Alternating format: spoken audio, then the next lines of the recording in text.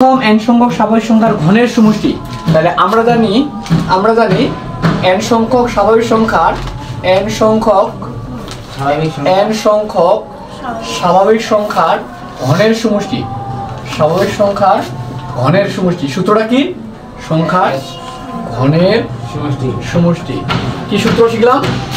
n equal n into n plus 1 divided 2 all square, তাই না? প্রশ্ন মতে n সংখ্যক স্বাভাবিক সংখ্যার ঘনের সমষ্টি n into n plus 1 by 2 all square equal to কত সমান? 225, তাই না? 225 বা n into n plus 1 divided 2 এই স্কয়ারটা এই পাশে রুট হয়ে যাবে 225 রুট হবে না? ওকে, তাহলে n into n plus 1 by 2 এই 225 এর যদি রুট করে তাহলে 15 আসবে, 15 বা n into n plus 1 divided এই 2টা এই পাশে যদি যায় 30। এবার এটা গুণ করব, n আর n গুণ করলে n square n equal to minus 30 equal to 0। ঠিক আছে, এই সবগুলো এই পাশে দিলো আস্তে একটু। এখন দেখো এমন দুটো সংখ্যা লিখবে যে দুটো সংখ্যা গুণ করে আসবে কত? 30 এবং বিয়োগ করে আসবে 5। গুড, তাহলে n square plus 6n minus 5n minus 30 equal to 0। তাহলে এবার n কমন নিব, এই জোড়া থেকে কত কমন? n কমন নিব, n plus 6 minus 5 common n plus 6 equal 0। ঠিক আছে, এবার n plus 6 n minus 5 equal to 0। তাহলে এবার লিখবো আমরা দুটো সংখ্যার গুণফল যেটা পাইছি n plus 6 equal to 0 অথবা n minus 5 equal to 0। Sir 225 হ্যাঁ ওরকম আসবে। অতএব n equal to -6 এটা কাটা, অতএব n equal to 5। এবার আমরা n এর মান কত পাইছি?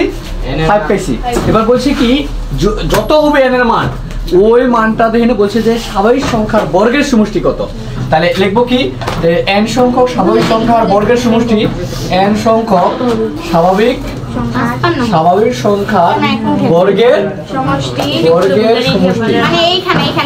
সমষ্টি n into n plus 1 2n plus 1 by 6, তাই না? তাহলে s এবার s6 s5 তাহলে কি হবে? 5 into 5 plus 1 2 into 5 plus 1 by 6, তাহলে 5 into 6 5 2 11 by 6 6 কাটা 5 11 55, তাহলে 55 আসবে। 19 নম্বর অঙ্ক বলছে, প্রশ্নটা বলছে যে প্রথম n সংখ্যক স্বাভাবিক সংখ্যার প্রথম n সংখ্যক স্বাভাবিক সংখ্যার ঘনের সমষ্টি 225 হলে n এর মান কত এবং বলছে ওই সংখ্যাগুলো বর্গের সমষ্টি কত। তাই আমরা n এর মান আগে বের করব। তাহলে আমরা জানি n সংখ্যক স্বাভাবিক সংখ্যার ঘনের সমষ্টি সূত্র n equal n into n plus 1 by 2 all square। তাহলে n সংখ্যক স্বাভাবিক সংখ্যার ঘনের সমষ্টি সূত্র এটা, আর ওরা হিসাব করে দেখছে যে এটার মান কত? 225। এবার এই স্কয়ারটা এই পাশে যদি যায় তাহলে হবে রুট, তাহলে 225 এর যদি রুট করি তাহলে হবে 15। এবার এই 2টা এই পাশে ভাগ অবস্থা আছে, ভাগটা এই পাশে তাহলে গুণ করে দিছি 30 হলো। এবার n আর n গুণ করলাম n স্কয়ার, n আর 1 গুণ করলাম n, আবার এই যে 30টা এই পাশে প্লাস ছিল এই পাশে আসলে মাইনাস। এমন দুইটা সংখ্যা লিখবে যে দুটো সংখ্যা গুণ করে 30 এবং যোগ বিয়োগ করে হচ্ছে 1। তাহলে 6 আর 5 যদি না নিই তাহলে হবে 30 এবং 1, তাহলে n স্কয়ার প্লাস 6n যদি এখান থেকে কমন নিই তাহলে n কমন, তাহলে n প্লাস 6 আর এখান থেকে মাইনাস আছে যেই চিহ্নটা থাকবে ওই চিহ্ন কমন নিতে হবে। তাহলে মাইনাস আছে মাইনাস, এখানেও 5 আছে এখানেও 5 আছে, কিভাবে? এখানে 5n আর এখানে 530 লুকায়িত আছে, তাহলে এই জন্য 5 কমন, তারপরে n প্লাস 6 ইকুয়াল 0 আছে 0। এবার n প্লাস 6 দুইটা থেকে একটা লিখলাম। এবার n আছে n মাইনাস আছে মাইনাস 5 আছে 5 ইকুয়াল আছে ইকুয়াল 0। এবার দুইটা সংখ্যার যদি গুণফল 0 হয় তাহলে পৃথকভাবে এদের পৃথকভাবে গুণফল 0 হবে। তাহলে কি? তাহলে এটা 0 অথবা এটা 0, তাহলে n প্লাস 6 ইকুয়াল 0। তাহলে n এর মানটা এই পাশে যদি 6টা এই পাশে যদি যায় তাহলে মাইনাস, আবার n মাইনাস 5 ইকুয়াল টু 0, তাহলে এই 5টা যদি মাইনাস 5টা এই পাশে দিলে প্লাস 5।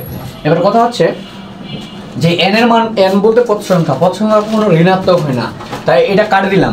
এবার বলছে যে এই যে n এর মান যত হবে ততটি পদের স্বাভাবিক সংখ্যার বর্গের সমষ্টি বের করতে বলছে। তাহলে আমরা আবার লিখলাম n সংখ্যক স্বাভাবিক সংখ্যার বর্গের সমষ্টি Sn equal n into n plus 1 into 2n plus 1 by 6।